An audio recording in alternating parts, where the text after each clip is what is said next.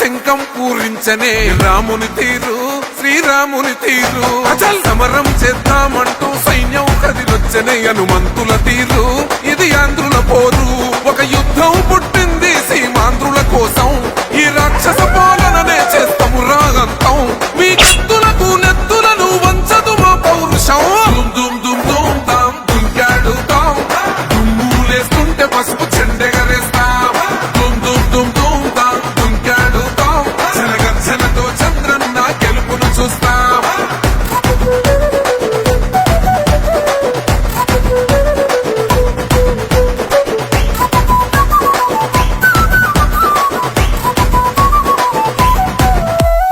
గొంతులు కోసిన కత్తులు లేవా సాక్ష్యం